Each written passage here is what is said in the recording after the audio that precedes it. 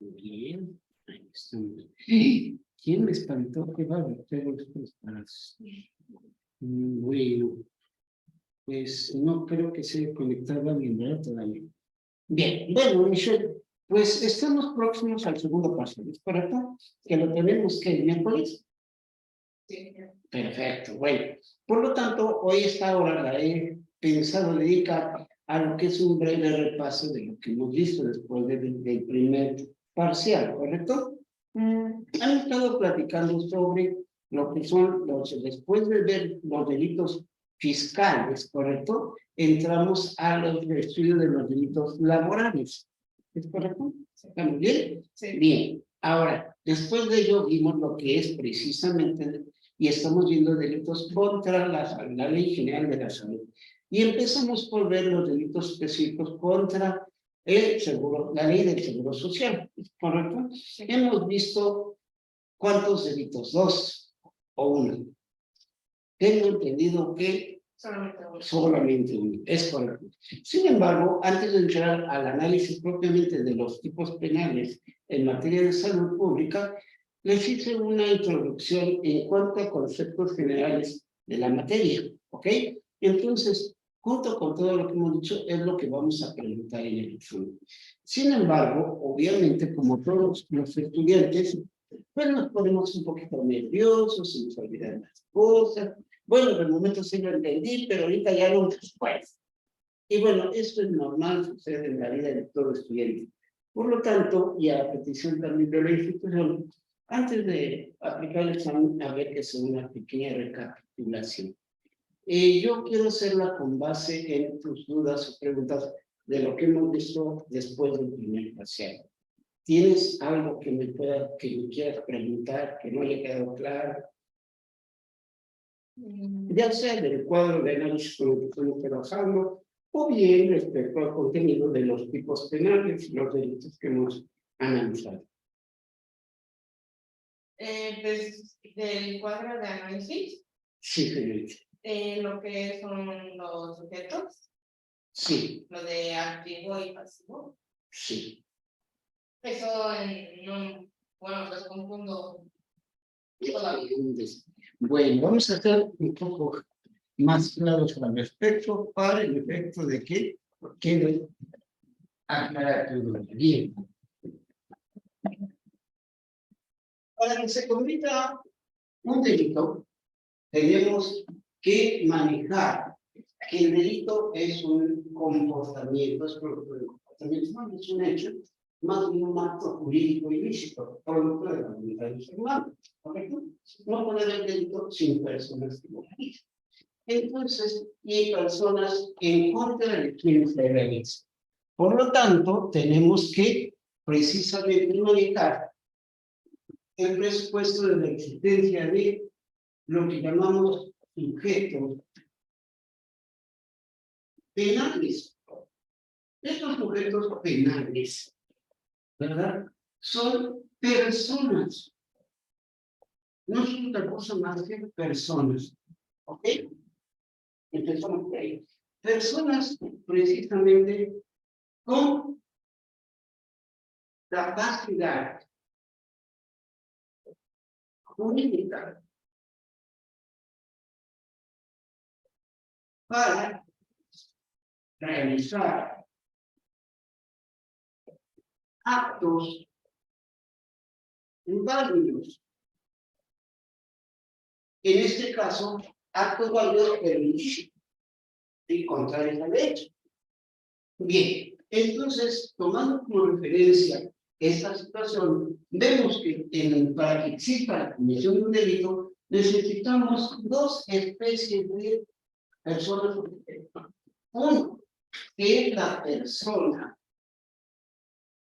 normalmente, bueno, definitivamente física, pero como mayúscula, que debe realizar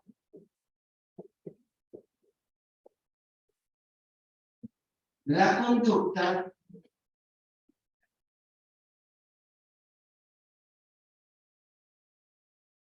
delictiva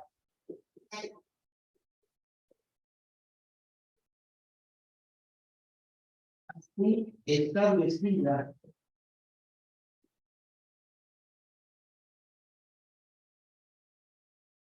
por el tipo penal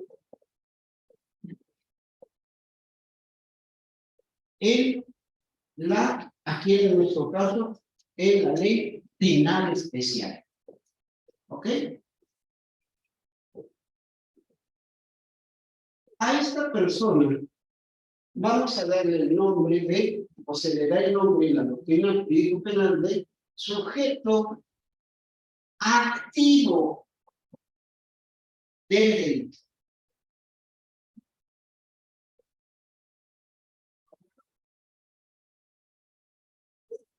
Pero para que exista dicha conducta delictiva, necesitamos que haya otra persona, otro sujeto. ¿Sí? Esta segunda va a ser una persona que puede ser física o moral, o como le llaman actualmente, jurídico-colectiva,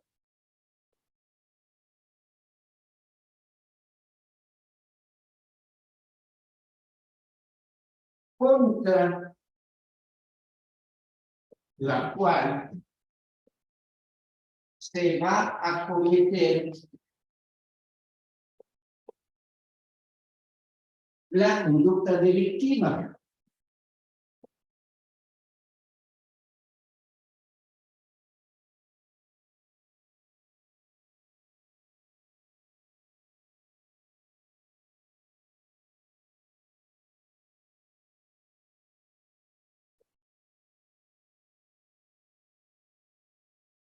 En ese caso, a esa persona que puede resultar afectada o puesta en peligro de sus bienes, valores o persona, reciben dos nombres: víctima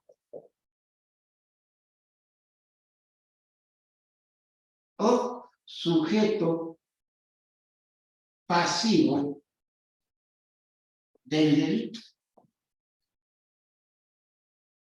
También, en ese caso, puede ser que la persona contra la cual se cometió la conducta delictiva no sea la directamente titular del bien o valor que se efectuó, y entonces recibe el nombre de ofendido. En concreto, la víctima es la persona física o moral que es, de acuerdo con la ley, el titular, el dueño del bien o valor que se vea afectado por el delito. Pero puede ser que no sea precisamente contra ella, contra quien se cometa el delito, sino contra otra persona que tiene legalmente ese bien o valor en el cuerpo. Por ejemplo, yo en ese momento llego y veo que tienes un celular, pero ¿es celular es tuyo? Pregunto la propiedad, ¿me lo podrías permitir prestar para tu médico? Sí, ok. Toma el celular. ¿Quién es la dueña del celular? Bueno, Yo. tú, ok. Y, pero como he dicho, luego salgo a la calle a ver el celular. Y saco el teléfono y me pongo así mi medicación y paso igual y se me lo robo. ¿Contra quién cometieron el delito? ¿A quién le quitamos el celular? A mí. Yo sería el ofendido. Pero ¿quién es la víctima? ¿Quién es la dueña de ese celular? Entonces tú serías la víctima. La víctima es la persona que es titular, de acuerdo con la ley, del valor o bien que afecta. Y la persona contra la que cometió el delito a veces no es presumible. En este caso, por ejemplo, que te di, sería el ofendido. ¿Ok?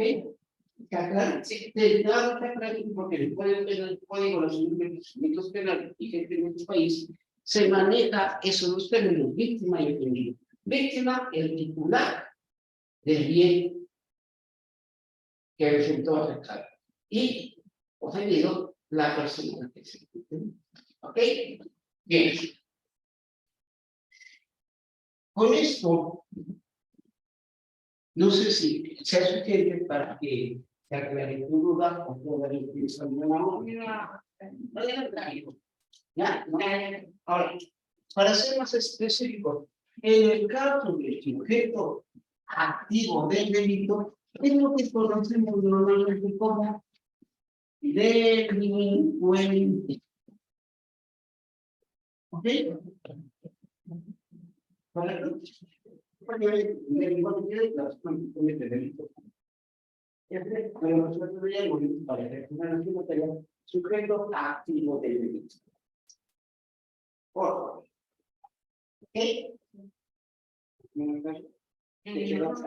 Sí, ya. Bien. La persona, el sujeto pasivo del delito puede ser, a diferencia del activo, una persona física o una persona moral. Tomando por referencia el delito de robo, lo mismo le puede robar, tenemos una verdad, al maestro Pozos, ¿sí? Que es una persona física, fíjate que es el mismo Pozos. Sí. A ver, que robarle a la sociedad propietaria de ese sector. Por eso puede ser una persona física, un ser humano, o puede ser una persona moral o jurídico colectiva, que es una organización que es dueña, por ejemplo, de los bienes de esa escuela, que es el maestro Pozos. ¿Verdad? ¿Ok? Entonces, lo mismo puede ser una persona física, ser humano, o persona moral. Organización de seres humanos que son propietarios o titulares de la vivienda. ¿Estamos claros? Sí. Bien. Te aclaro, te llamas, perdón, se me olvida tu nombre. América. Estamos haciendo un breve repaso por la aclaración de dudas de lo que hemos visto después del primer paso, que son delitos laborales y delitos contra la salud. ¿Ok? Entonces, este repaso es con el fin de refrescar nuevamente los conceptos básicos sobre dudas concretas que ustedes tengan en esos dos temas. Repito, delitos contra la ley del trabajo y delitos contra la ley de la salud. ¿Ok? Entonces, espero sus preguntas para repasar y aclarar dudas. ¿Ok? Aquí tu compañera me hizo la petición de aclarar y precisarle sujetos penales. ¿Sí? Es lo que estaba ya repasando. Pero si tuvieras tú tu propia ayuda, con gusto te escucho y aclarar. Presidente, las categorías. Bien, ok. ¿Puedo correr todo esto, señorita? Sí. Michelle.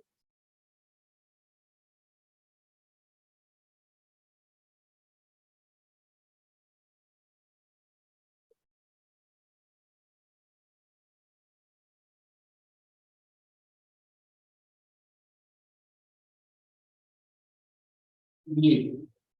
Aquí nada más para complementar, nuestra compañera busca sus preguntas. Vamos a complementar esto por diciendo que, ¿por qué decimos que la persona, objeto y delincuente, debe ser una persona con capacidad legal o capacidad jurídica? Porque si no tiene esa capacidad jurídica por mayoría de edad y salud mental, no puede ser sujeto pasivo de delito, aun cuando cometa la conducta delictiva. Hablemos, por ejemplo, de un menor de edad o de un afectado mental.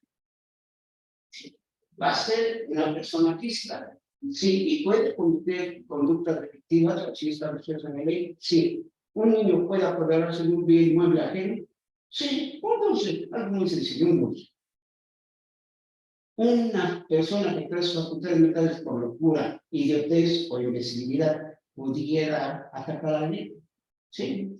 La conducta se puede dar, pero penalmente son responsables, penalmente son sujetos activos del delito, no.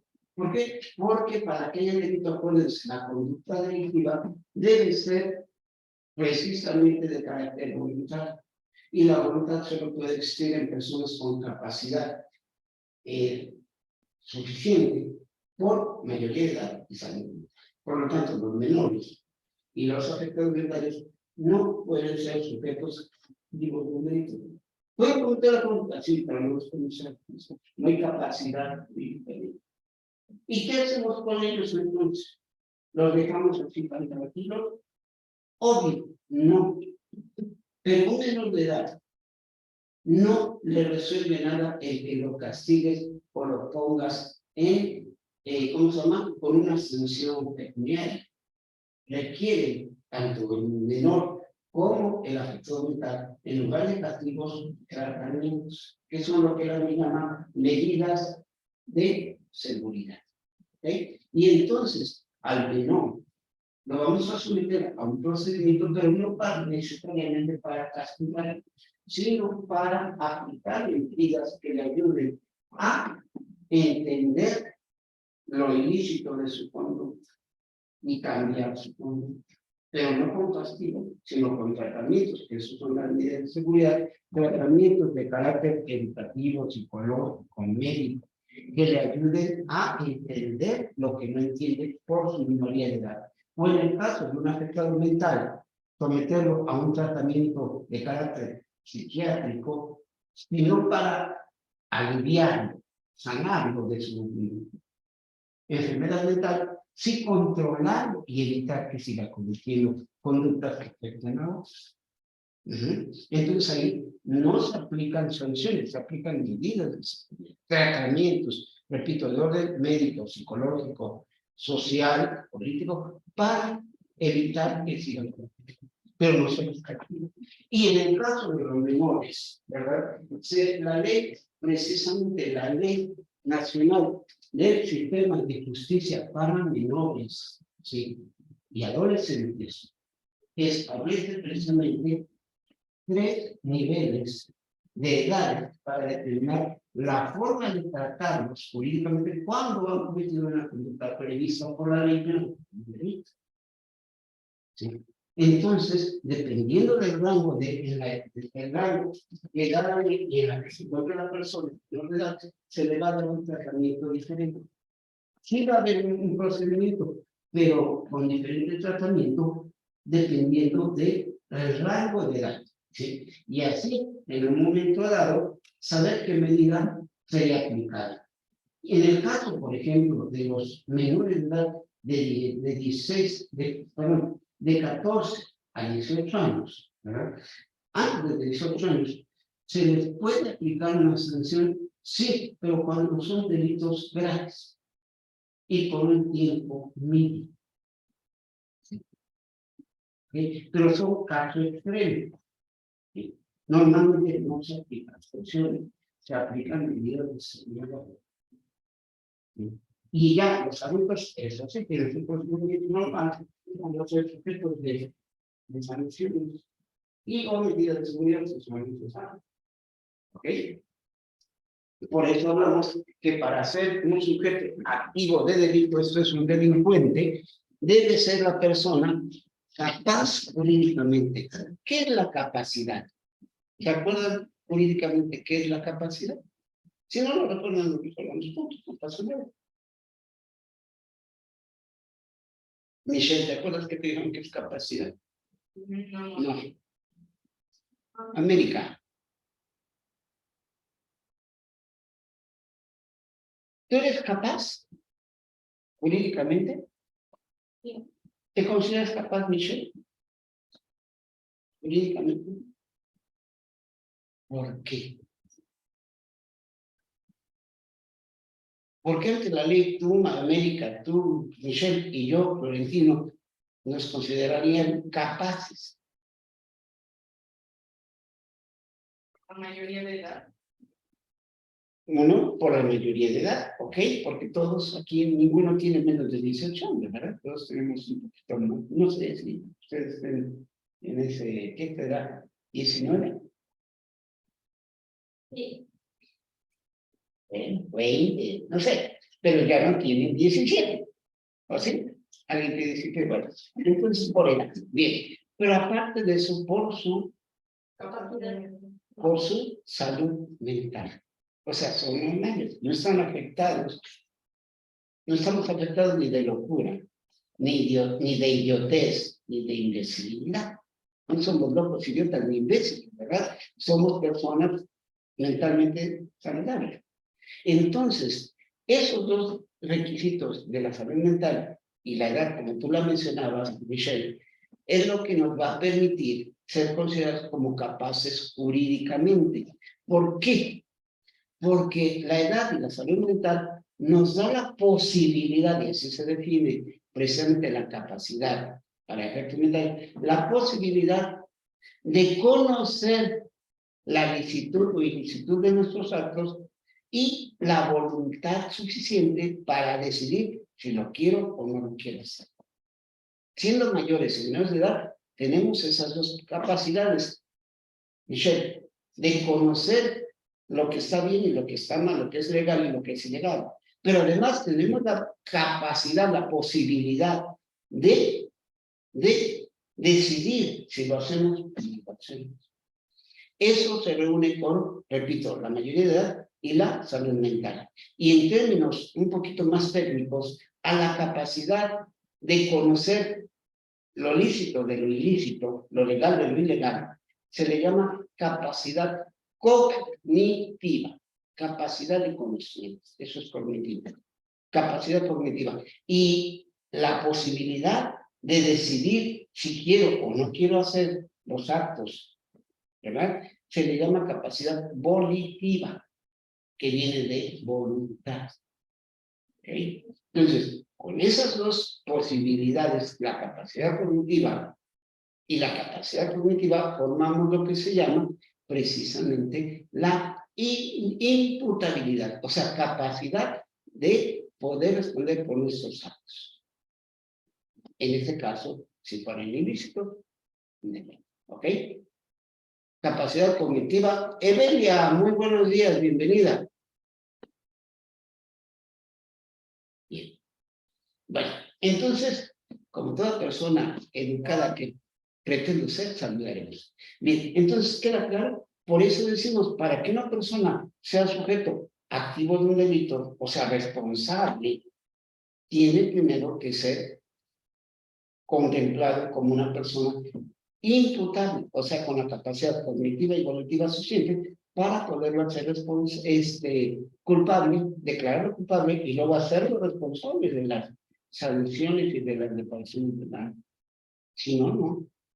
Entonces, ¿qué hacemos con eso? Ya lo dije, aplicamos medidas de seguridad, pero no castigos. ¿Ok? ¿Está claro? ¿Alguna duda? Michelle, ahora sí ya tengo perfectamente quedó bien. América. Sí. América, raro, no me sé, adelante, sus preguntas. Pues yo creo que tenía, ya no puedo decir, ya me quedó más claro. Ahora, entremos a lo que es delitos laborales y delitos contra la salud. ¿Qué dudas tienen? A ver, revisen su material y díganme si tienen alguna pregunta, alguna novedad de los delitos laborales que hemos visto, así como el de salud que analizamos. ¿Ahora puede mencionar algunos otros de la salud? Sí, claro que sí, cómo no. Básicamente, estamos entrando al estudio de estos delitos y empezamos por los tipos penales establecidos en la ley del Seguro Social. Pero, aparte de ellos, que ya hemos mencionado algunos, tenemos que la Ley General de Salud, que es otra, diferente a la Ley del Seguro Social, la Ley General de Salud, la Ley General de Salud, establece en un capítulo, uno de sus capítulos, delitos o conductas delictivas, así establecidas, o sea, tipos penales contra la salud. ¿Sí? Entonces, vamos a ver que en materia de salud hay dos leyes que regulan los tipos penales. La Ley del Seguro Social y la Ley General de Salud Pública, que es esta. ¿Ok? Y que es la base de la materia que ustedes seguramente han escuchado mencionar como derecho sanitario. Está basada en esta ley. Y nosotros vamos a ocupar esa situación para establecer los tipos penales también en esta ley. ¿Ok? Bien, en el caso concreto yo les pedí, y no me dejarán mentir, Michelle, que consiguieran la ley general de salud para poder ir viendo los tipos penales que en ese momento solo habíamos hecho referencia a los delitos de la ley general, perdón, del Seguro Social, y que en el futuro íbamos a ver los delitos contra la Ley General de la Salud. ¿Ok? Por ejemplo, el tráfico de órganos. Dice, es un delito de delincuencia organizada o es un delito contra la salud. Pero cuando se comete por un grupo mínimo de 3 personas o más, con una jerarquía, una organización, entonces se puede dar el delito contra delito de, ¿cómo se llama? De contrabando de órganos o delito de tráfico ilegal de órganos y la delincuencia organizada. Aquí, muchachos, quiero que quedemos muy claros. No es lo mismo, ni debemos confundir delitos de delincuencia organizada con los delitos con los cuales se relaciona. ¿Por qué? Una cosa es hablar de delito de tráfico de órganos, que es un delito contra la salud, y otra cosa es el delito de delincuencia organizada con relación al tráfico de órganos. ¿Sí? Pero no pueden ir las dos mismas en una. Por ejemplo, sí puede darse el caso, pero no necesariamente. No, porque ahorita en las de los órganos. Sí, pero en un momento dado, no necesariamente para constituir el delito necesitan ser 3 o más personas los que realicen el tráfico de órganos. Pudieran ser solo 2. O una asociación delictiva, que es diferente a la delincuencia organizada. ¿Ok? Sí. Entonces, por eso ven que en algunos casos, en la práctica, cuando se da, por ejemplo, la denuncia o querella por el delito, por un delito de delincuencia organizada, dicen, bueno, ¿por qué es ese delito? ¿O qué es ese delito? Es cuando 2, 3 o más personas, dice la ley federal contra la delincuencia organizada, cuando 3 o más personas se reúnen, se organicen para cometer alguno de los siguientes delitos, y da una lista de 7 tipos penales, entre los cuales está el de tráfico de órganos, de falsificación de moneda, tráfico de indocumentados, etc. Pero solo 7 delitos son los que pueden ser parte de la delincuencia organizada. Dice, se le sancionará como delincuencia organizada. Pero fíjense bien, el delito de delincuencia organizada es el hecho de reunirse, asociarse, organizarse para cometer alguno de esos delitos que el artículo 2 de la ley que comento, ley contra la delincuencia organizada, establece. Pero, si no lo realizan, solo lo vamos a castigar por delincuencia organizada, pero no por tráfico de órganos. Los sorprendieron reuniéndose para cometer el delito de delincuencia organizada, perdón, para cometer el delito de terrorismo. Ok. ¿Qué delito hay ahí? Delincuencia organizada. ¿Hay terrorismo? No, porque no lo llevaron a cabo. Apenas se organizan. Sí. Y en la práctica muchas veces, bueno, a ver, a mí me sorprendieron reuniéndome con estas personas y pensábamos cometer el delito. De hecho, me habían dado una función, pero después yo ya no intervine. Si se comete el delito de tráfico de órganos, o de terrorismo, o de falsificación de moneda, pero yo en ese ya no participé. O sea, mi delito solamente es haberme reunido para organizarnos y cometer el delito. Pero cuando se cometió ese delito de terrorismo, falsificación de moneda, tráfico de documentados, yo ya no intervine mucho. Dijeron que no. Y entonces, yo soy responsable por delincuencia organizada, más no por ello. O bien, yo cometí el acto de terrorismo. Sí, puse una bomba y amenacé. Pero lo hice yo solo. Entonces, no, que delincuencia organizada. No, perdóname, pero no. Soy responsable por el delito de terrorismo, pero no de delincuencia organizada. ¿Por qué? Porque nunca me organicé con otros, lo hice yo solo. ¿Me explico? Entonces, aun cuando muchas personas piensan que es lo mismo, no, Pues, puede darse uno sin el otro. ¿Sí? Hay casos en los cuales es imposible que se dé uno sin el otro. Por ejemplo, un tráfico de órganos.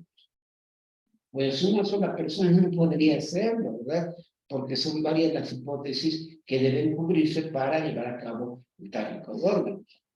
Una persona que contacte a la víctima, otro que le haga la extracción de órganos, otro que conserve esos órganos mientras se pone a la venta en el mercado negro, otra persona que lo traslade, en fin, es una cadena.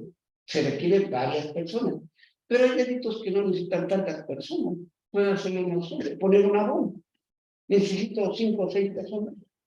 No, una sola persona podría causar con ello terrorismo y va a ser responsable por terrorismo. Nada más, pero no por delincuencia organizada. ¿Me explico? ¿Ya quedó claro mi caso? Bien, regresemos al punto que estoy tratando. Delitos laborales. ¿Alguna pregunta? América. Consulta tu ley, consulta tu libreta, tus apuntes, y dime si tienes alguna pregunta, alguna duda.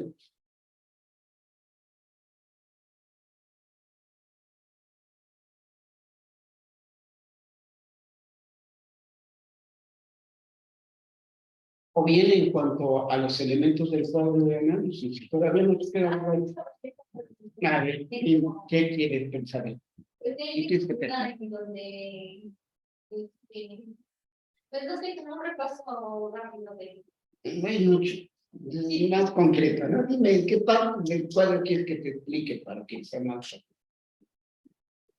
¿Te acuerdas cómo se configura el cuadro? ¿Cómo? A ver, ve. Ve.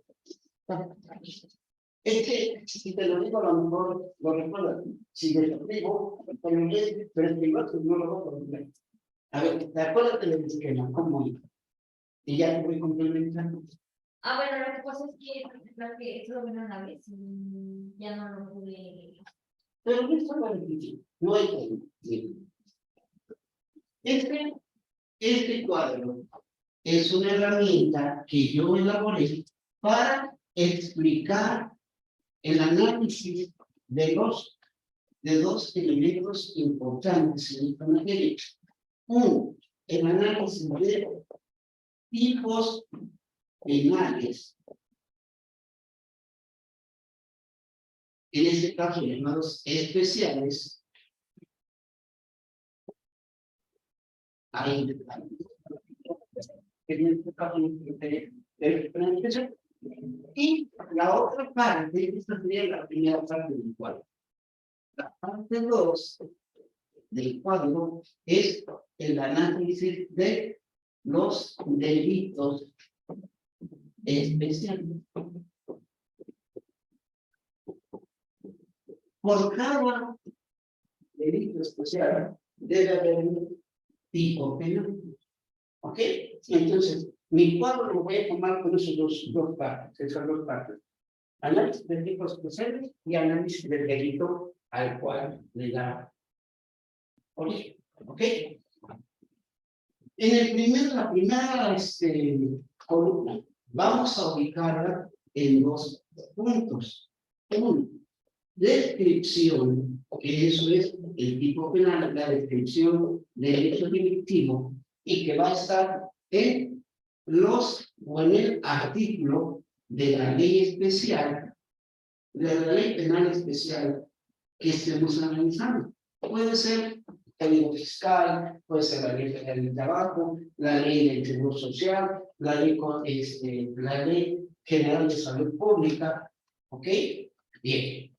Y la otra parte de este primer análisis del tipo penal son los elementos, el análisis de los elementos, ¿sí? O partes del tipo penal.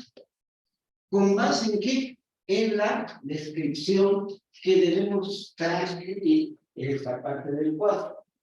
¿Okay?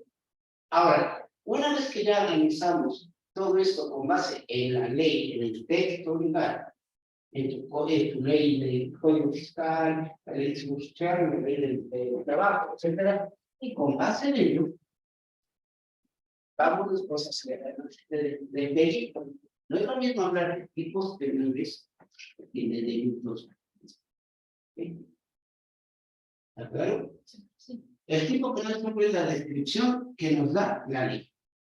El análisis del delito ya es el hecho en sí como tal, conecta delictiva, ¿ok?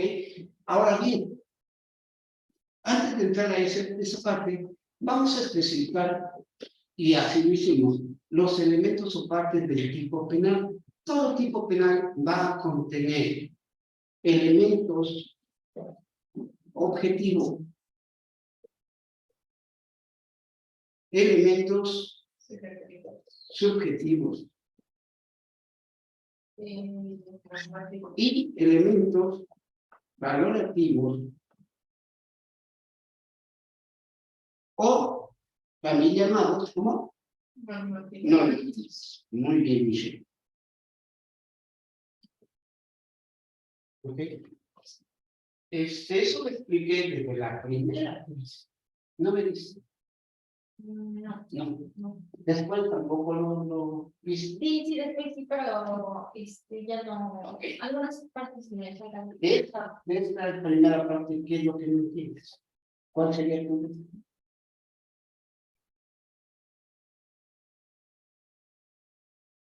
No, porque no tengo duda porque no. Vamos entonces a la siguiente parte del cuadro. Esto todo está entendido para aquí. Vamos a ver la segunda parte. La segunda parte del cuadro lo dividimos en 4 columnas. La primera se refiere a los sujetos, o sea, las personas que van a intervenir en la comisión del delito como un hecho, como una realidad, y que dividimos en activo y pasivo. Cuya explicación ya la escuchaste en parte. Sí. Esos sujetos en el análisis vamos a determinar primero si son personas físicas o morales. Si son determinadas o indeterminadas. Pero para esto debemos de reconocer que hay 2 tipos de sujetos. El sujeto activo, que no es otra cosa más que el delincuente, el que puede cometer el delito, y el sujeto pasivo, que puede ser la víctima o ofendido, que no es exactamente lo mismo. La víctima es la persona titular del bien que se afecta al cometimiento. El ofendido es la persona a la cual se le cometió la conducta. Ese es el caso del robo. Puede ser que a quien le quitaron el celular, por ejemplo, en el robo de celular, no se presenta el ello, sino que él lo tiene porque se lo prestó él, ¿verdad? Entonces ahí va a haber una víctima y un ofendido. A veces se dan en la misma persona, ¿sí? Al mismo tenor le robó el seguro, entonces él, la víctima y el ofendido, pero no siempre. ¿Sí? Bien. Cuando una persona o un sujeto es física, cuando se trata de un ser humano, cuando es moral, cuando se trata de una organización de seres humanos determinada. Cuando es determinados los sujetos, cuando la ley nos pide ciertas características por edad, que tenga más de 14 años, menos de 14 años, por ejemplo. Ahí hay una determinación por edad, no cualquiera puede ser efectivo pasivo. Luego, por género, el caso de quién puede ser el homicida, cualquiera, quién puede ser un feminicida, solo el que priva de la vida a una mujer.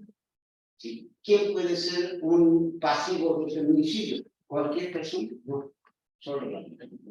Entonces, los casos es un sujeto pasivo determinado, según si alguien nos pide con una característica o condición especial, ya sea en el que comete el delito o contra quien se comete el delito. ¿Sí? Entonces, hay preguntas. No, Ok, vamos a ver. Bueno, el siguiente punto va a ser el objeto.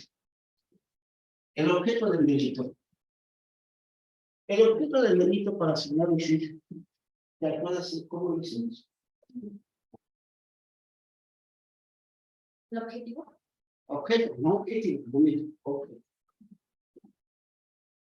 Objeto. Ahí tenés. Bases de las que se ocuparon para hacer el delito. No. No, ese es el instrumento del delito. En un homicidio, si lo teníamos con todos los países, diríamos, ¿cuál es el objeto del delito? Que se dio, por ejemplo, si mataron un disparo. No, ese es el instrumento del delito. O el cuchillo, por ejemplo. Es un arma. No, ese es el instrumento del delito. No, se va a lograr. El objeto, atención, va a ser la persona, lugar, cosa o valor o bien que se vio afectado al cometerse la conducta. Entonces, para su análisis lo vamos a dividir en dos tipos. Uno, el objeto material del delito y el otro que es el objeto jurídico del delito. El material es la cosa, persona, lugar que se afectó al cometer la conducta. Es físico, es palpable. En cambio, el jurídico es de carácter ideal porque es un valor. Por ejemplo, en un homicidio, ¿cuál sería el objeto material? El cuerpo del muerto. Vamos a lo que se le hizo la política de la privación de la vida. Pero ¿cuál es el bien, el objeto jurídico? La vida. En el robo, si yo, a ver si es algo de valor que fuera, en este momento, como, si en este momento yo hago esto, ¿qué delito estaría yo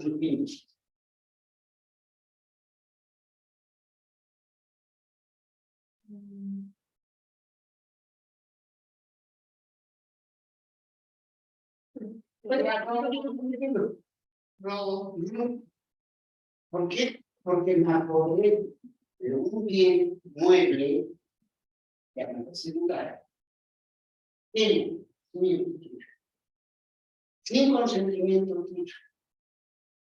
Ese es el robo. Ahora, con base en ello, el objeto material va a ser el celular. Es la cosa física en la cual dice la acción. ¿De qué me apodero del celular? El celular es el objeto material físico, palpable.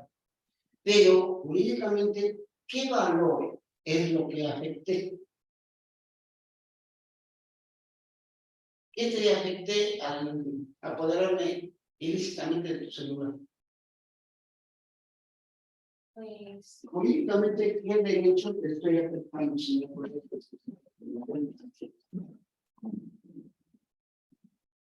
A ver, Michelle,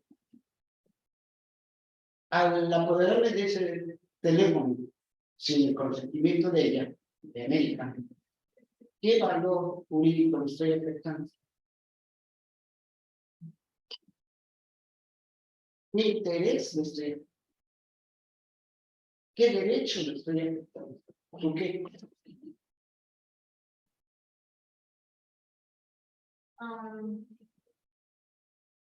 no, bueno, no sé si es mi, Perdí. pues es personal, ¿no? Pero ¿qué te afecté jurídicamente? ¿Qué te estoy destruyendo o te estoy viendo? ¿Tú? ¿Tú qué? Bueno, es íntimo, no celulares personales. Sí, pero jurídicamente ese celular, ¿tú qué eres respecto a ese celular? ¿Yo qué? ¿Tú qué eres respecto a ese celular? La dueña. La dueña. Y un dueño tiene el derecho de qué respecto a sus cosas. Derecho de propiedad. Entonces, el bien o valor de un Como ejemplo, va a ser el derecho de propiedad, es el mismo valor que se va a afectar en el caso del no. En el caso del homicidio, ¿cuál es el valor que se afecta únicamente en la vida de la persona que fue disparada? En el caso de una violación, ¿cuál es el objeto material? ¿Sobre qué se hizo la violación? Cuando violan a alguien, ¿sobre qué lo hace?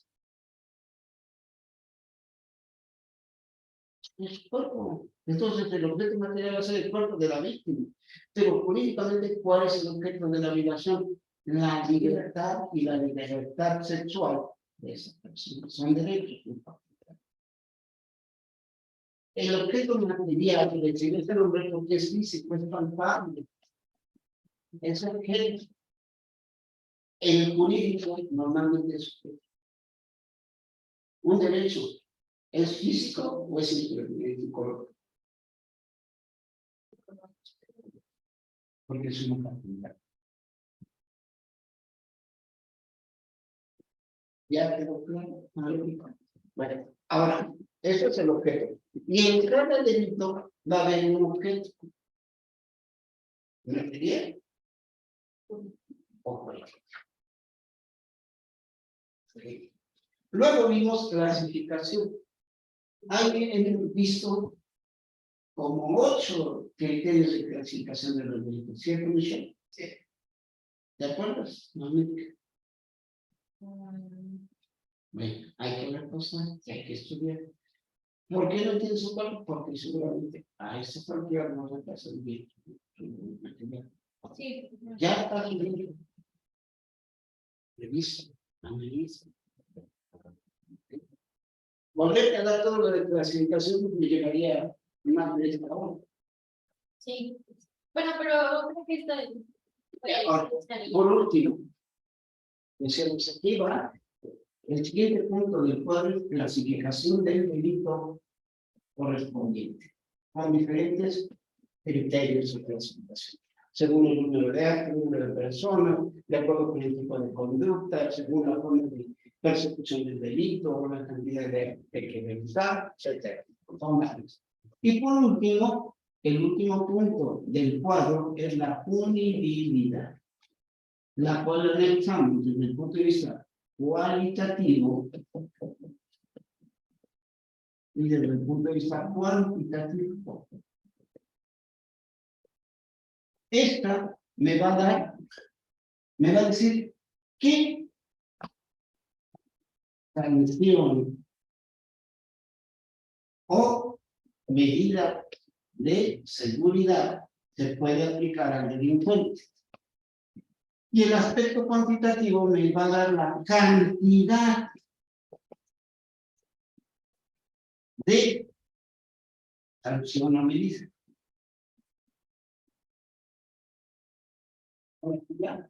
Bien. ¿Alguna otra pregunta?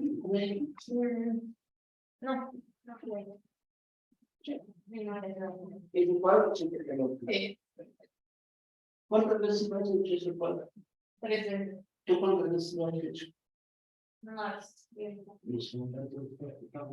Llevamos como 7 delitos, deben tener 7 cuadros.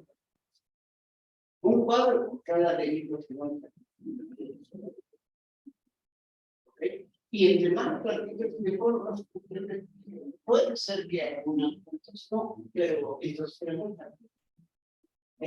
A ver, pero sí necesitan practicar para poder conocer. ¿Sí? ¿Alguna otra duda? No. ¿Lista para entrar en el 2 días? Fíjense,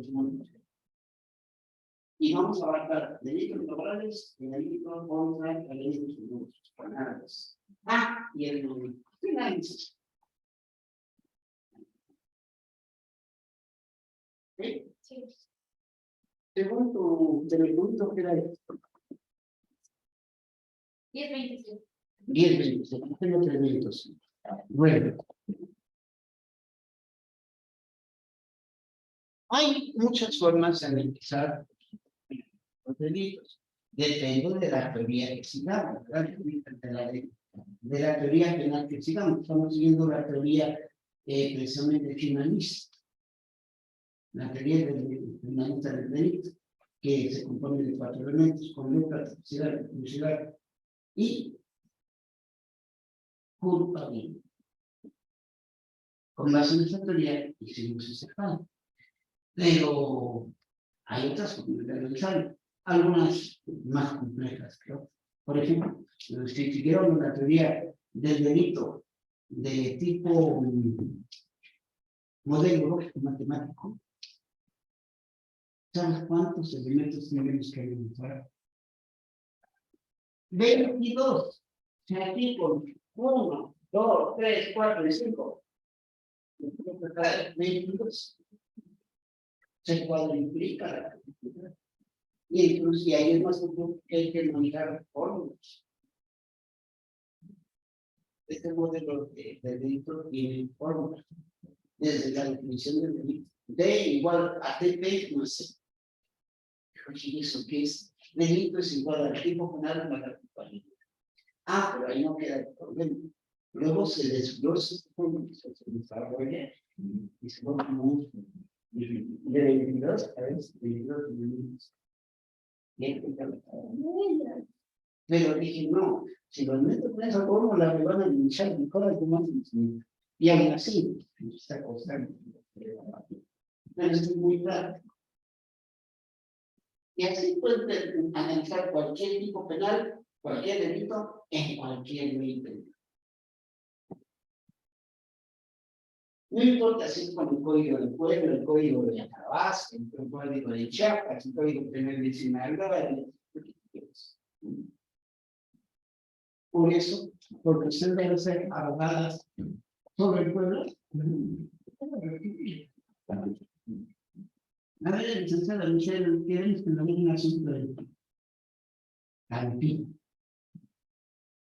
Pero yo no tengo, pues lo consigues, ese es problema. Bueno, no habiendo otra cosa que tratar, por hoy vamos a terminar de hacer el repaso. Espero que hayan sido resueltas sus dudas, o si hubiera alguna otra. No, ya. Conclusión, hay que estudiar. Yo puedo enseñar, pretendo enseñar, pero no puedo aprender por ustedes. Eso es actividad exclusiva. ¿No? Y aquí, ¿quién quiere ser abogado? ¿Ustedes o yo? Muchas gracias por su atención y nos estamos viendo la próxima clase.